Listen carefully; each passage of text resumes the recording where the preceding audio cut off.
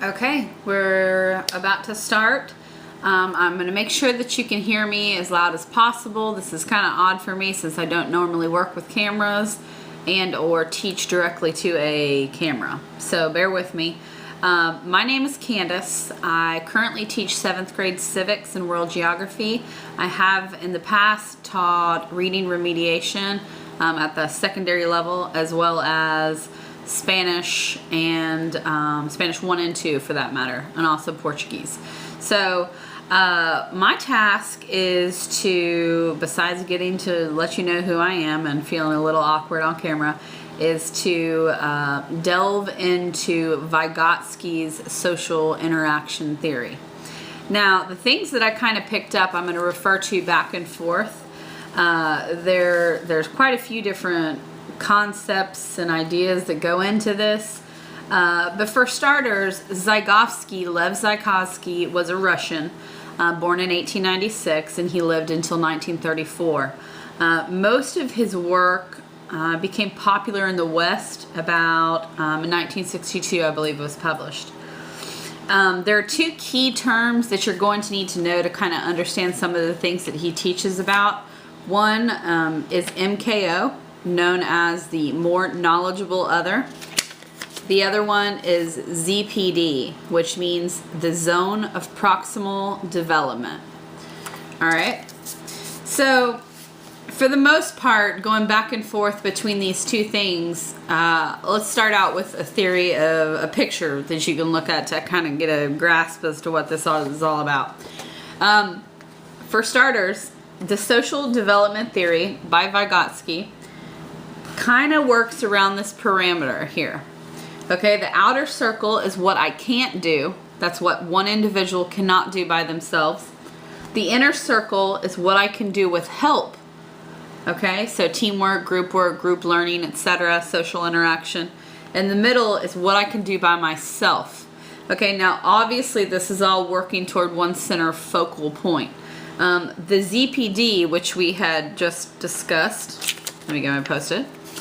This thing is in this area right here, what I can do with help, the zone of proximal development, ZPD. Okay, so now that that's out of the way, a good other thing to know is that his theories were the foundations of constructivism. Okay, so his theories were the foundations of constructivism. I was going to list out this definition, but it's a little lengthy, so instead I'm going to read off the internet what it says about constructivism. For example, constructivism is a theory of learning and an approach to education that lays emphasis on the ways that people create meaning through the world through a series of individual constructs. Constructs are the different types of filters we choose to place over our realities to change our reality from chaos to order. Von Glaserfeld describes constructivism as a theory of knowledge with roots in philosophy, psychology, and cybernetics. Simply stated, it is a learning process which allows a student to experience an environment firsthand, thereby giving the student reliable, trustworthy knowledge. The student is required to act upon the environment to both acquire and test the new knowledge. Now, that's Vygotsky's theory was a foundation for this bigger theory, constructivism. We're not focusing on that right now. But going back to Vygotsky, that obviously was a big part of him laying a foundation or a work that could be considered as beneficial as constructivism. And I do believe that it is, by the way. So getting back on task here, there were three major themes in this theory of social interaction and development through Vygotsky. Vygotsky, excuse me. Tough name. One is social interaction plays a fundamental role in the process of cognitive development.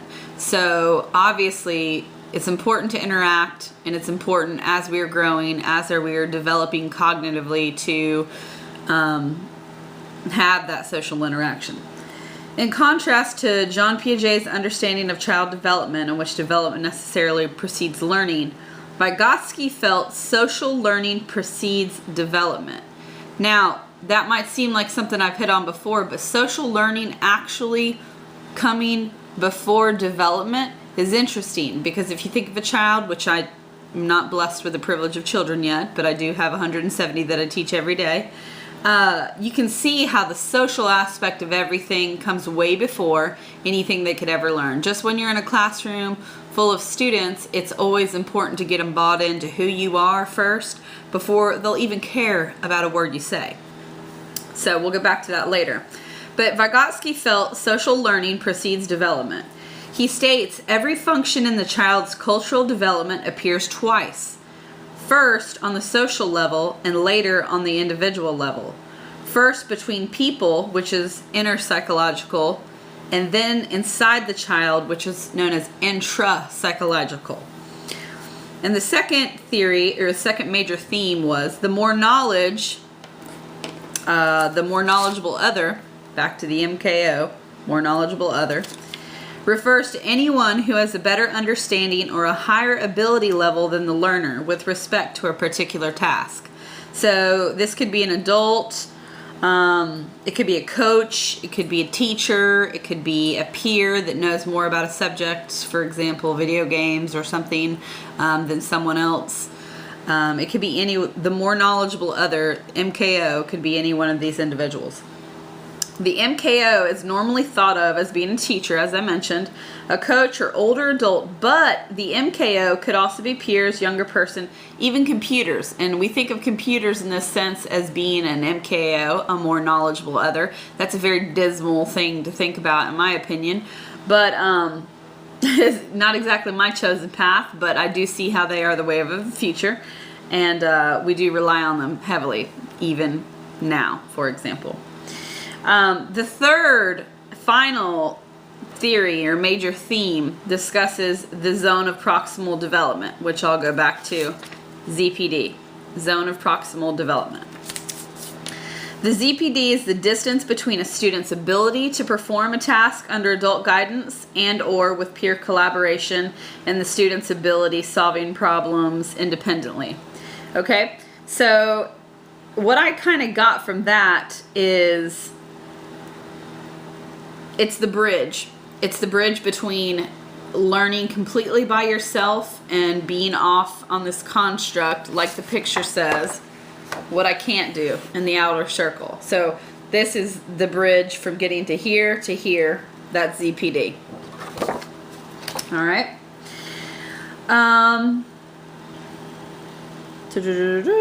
According to Vygotsky, learning occurred in this zone. So his whole theory is about that zone, about bridging that gap between what I can't do and what I can do.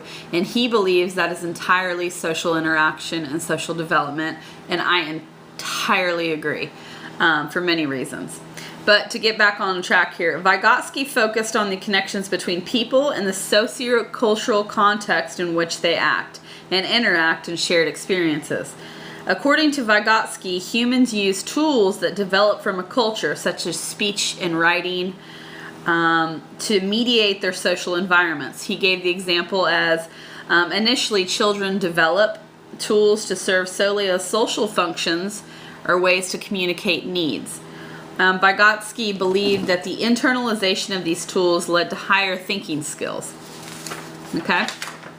So, in accordance with that, many schools have traditionally held a transmissionist or instructionist model in which a teacher or lecturer is the all-powerful, all-knowing person to exude information into a classroom full of students. Now, I personally, having come from the business world, I was in business for 7 years before I started teaching. I'm a relatively new teacher. It's only been a couple years, so all you veteran teachers, take it easy on me. I'm learning a lot. But basically what he had said is the instructionist model in which the teacher or lecturer transmits information to students. In contrast, Vygotsky's theory promotes learning contexts in which students play an active role in learning. I don't think any teacher would ever disagree with the fact that a student, in most cases, they can learn more from each other than they can with somebody just strictly dictating to them as I am to you. It'd be a lot easier if we had hands-on ways of learning this. So yeah, definitely group work, and we'll give some examples of that in a minute. The roles of the teacher and student are therefore shifted, as a teacher should collaborate with his or her students in order to help facilitate meaning, construction in students. So in this case, learning therefore becomes a reciprocal experience for the students and teachers. And, as I said before, being a new teacher, this is every single day I learn something from my kids. There's easier ways to go about uploading things to YouTube, for example, or various things in class, or ways of looking at things that I'd never looked at before. So I think the role as a teacher, as a facilitator, is much more conducive, at least in my way of teaching, even though it happens to be most of the time whole group instruction. The different centers and breaking off in learning groups are very important, and they're a big central part of what he believes in his theory. There's some teaching methods that he talks about, and other peers of his talk about, that help or work. So, social interaction teaching methods are instructional methods used by teachers in the classroom to facilitate group work. It is student-centered teaching approaches that allow students to interact with each other in a structured, on-task manner. In this strategy, students take on the role as a facilitator of content by helping their peers construct meaning. The students are allowed to question, reflect, reconsider, get help and support, and participate in group discussions. The three most common strategies include group projects, group discussions, and cooperative learning. Now, a lot of times in my first period class, at least, I get everyone together in a group and I talk. I come from an area, or I teach in an area that's very socioeconomically challenged. These kids are front porch sitters, come from generations of front porch sitters. They want to talk a little. They want to get to know you a little. They want to know how your day went a little bit before they even care what you have to tell them. So sometimes that takes a little slower. It's a slower process, but it goes right back to that social interaction. And it's key. It's absolutely key. And they're saying this as well in this part of the theories that they're writing.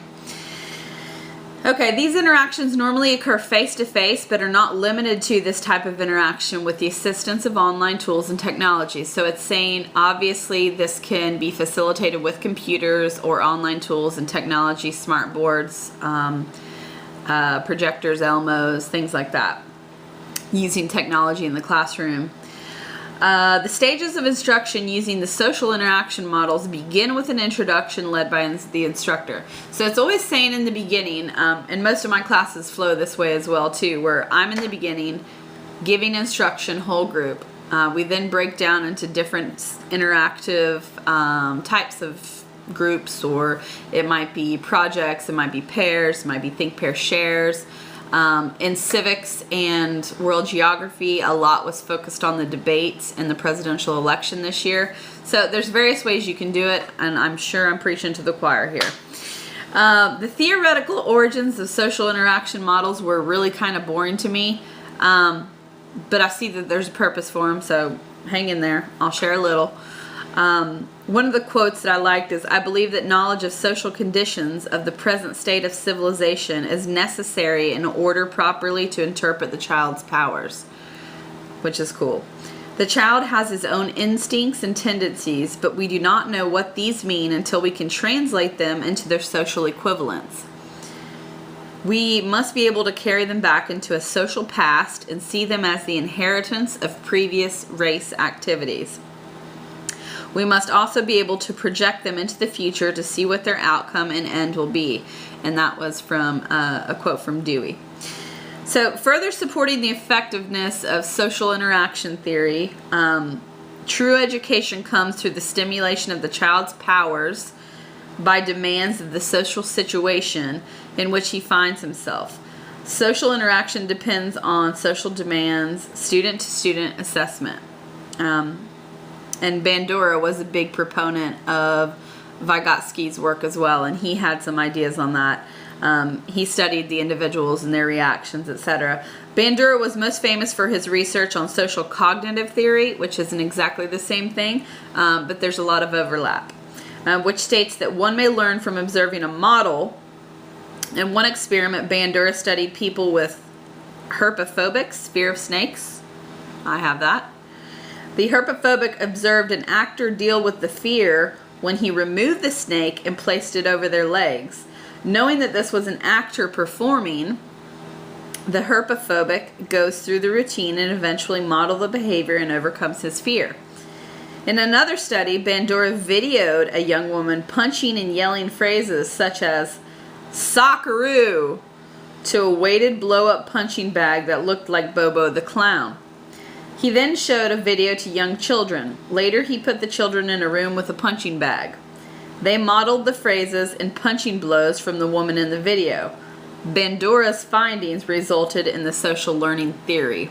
Okay, so that's kind of a weird way of explaining it, but it just goes to show in this specific situation that obviously social interaction is pretty important. And monkey see, monkey do, right? All right, so there are a few strategies that you can use in social interaction. I'm just going to list through a few of them. Steps to implementing social interaction in your classrooms if you're not already doing so. One, introduction of concept by the facilitator. So talk to your kids. Go over various ways that you want to change things in class. You know, break it to them differently. Try something new. If what's not working, if there's something not working, obviously tweak it how you need to. Number two, students group in teams. Okay, I have a very competitive group of adolescents, so sometimes this is a good thing, sometimes this is a bad thing, and we'll talk about the disadvantages and the advantages of social interaction in a minute. A third thing would be students negotiate, compromise, and explain concepts to another while facilitator monitors. Now this is a really big deal with group discussions in class. And this has a lot to do with questioning techniques. If you are really good at getting out there and drawing out a very good question, a lot of kids can respond, and it'll web out into this beautiful discussion as long as you don't have that one kid that gets you off track, and that always happens. But obviously that's a great way to implement social interaction in a classroom. Another thing is students assess their work. It's important for them to know how they're doing. And give them an idea, ask them themselves, you know. I think in most cases, like when I start the year, I ask every single kid, what grade do you want to have by the end of the 9 weeks? What grade do you want to have by the end of the year? And more often than not, you'd think you'd hear A's, but most of the time I hear B's and C's. So get students to assess their work, see what level they're working on, see what they want to progress to. Another one, the final one, was students present findings. So social interaction can come in that form as well. Students can present different things they've found, different things they've come up with. And obviously there's group discussions like we had mentioned before. Cooperative learning groups are similar to that, so I'm going to skip over some of that information just for time's sake. Group projects. I'm a big proponent of projects. I have a project every 9 weeks. One major one and one minor one. But in here it says group projects or group work invite students to work as a team, work as a team to think and discuss content. Groups can be formed in different sizes from a pair to a whole class group. The instructor should be very knowledgeable of objectives to maintain on-task behavior. As an instructor, you should incorporate the process of working in a group as part of your content as well as assess teamwork behavior. So I don't think that I need to go into any more depth in this. Group work is group work. I think if you have very clear rubrics, I think if you have very clear understanding and pair the kids correctly in a way that they can work with each other and not overpower each other, that takes a lot of knowing your students, which I believe is the number one most important thing. So there's some real ways that the group projects can be fantastic ways to encourage Vygotsky's social development and social interaction theory in your classroom. So some advantages and disadvantages of this are: social interaction models can be advantageous to teachers for many reasons. These models are student-centered, so they engage a higher level of thinking. Because the method is student-centered, it promotes meaningful learning. Okay, it can be beneficial to students that work well in a cooperative setting and can be used to promote leadership, teamwork, and problem-solving skills. just like coaching. I coach volleyball, so the same thing on the court. The same thing I'd expect. The kind of skills and leadership, social interaction evokes from students. This strategy is most beneficial to students that work well in a cooperative environment rather than a competitive one. So there's a big difference there to kind of make sure you're drawing the line, you're working as a team, you're not working against each other. Some students are able to learn more efficiently and be more motivated when working together with their peers rather than by themselves. So some people it will work wonders for. Because students work together in groups, they learn to use leadership as well as problem-solving skills. They also learn to work together as a team to produce a desired outcome. So obviously this just goes to reinforce the benefits of working together as a team and that social interaction that comes from that. Now, some disadvantages. It's important to kind of know that going in as well. So social interaction models have some notable disadvantages.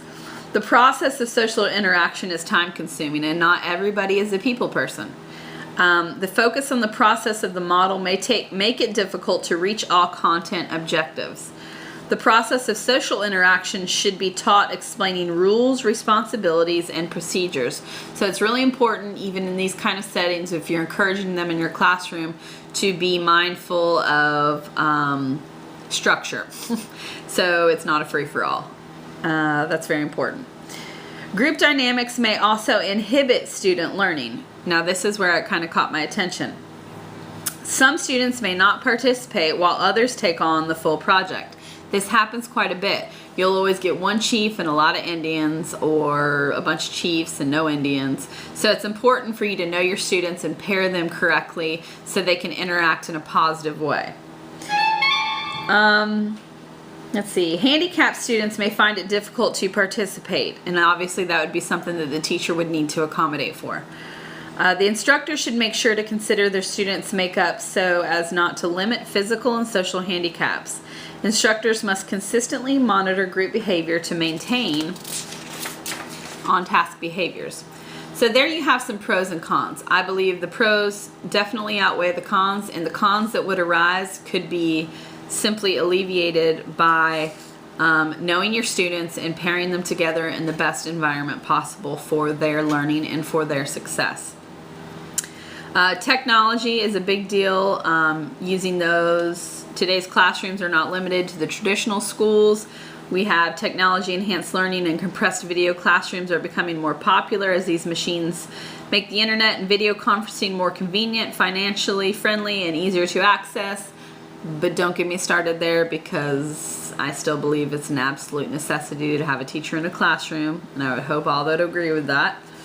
My opinion, sorry. So in general, there's a few things to kind of go back over.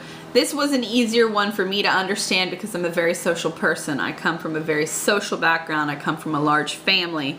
I understand that when you're a child, your needs come from social needs before they actually come from, or like Vygotsky had put earlier, your needs are met primarily as a social function before they become embedded into you intra-psychologically.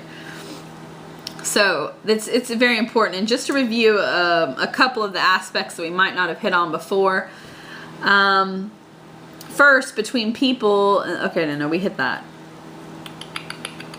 A second aspect of Vygotsky's theory is the idea that potential for cognitive development depends upon the ZPD. We talked about that. An example that he gave, excuse me, just getting back to track here. An example that Vygotsky gave in 1978 was pointing a finger. Now we think of the act of pointing a finger, which is just something simple. But what he said is, initially this behavior begins as a meaningless grasping motion. However, as people react to the gesture, it becomes a movement that has meaning. In particular, the pointing gesture represents an interpersonal connection between individuals. So you can see how that would form, how we can construct meaning just from one symbol or one way of showing social interaction. So So all in all, that was the gist, in my opinion, of what I got from Vygotsky. Now, there were a lot of other theorists that were contemporaries of him that had, you know, I don't even know how I'm doing on time. Excuse me, 1 second. Okay, I think I'm way over. But anyway, so this is all important stuff to know. But in summary, and the question I'd like to pose to the class before I have to cut this down some is social interaction development theory argues that social interaction precedes development. Okay, consciousness and cognition are the end product of socialization and social behavior. So the question I'd have for everyone is, do you agree? Why or why not? And like I said, I think I've gone way over time, but I apologize for that, and I thank you very much for listening, and speed through whatever else you need to. Have a nice night.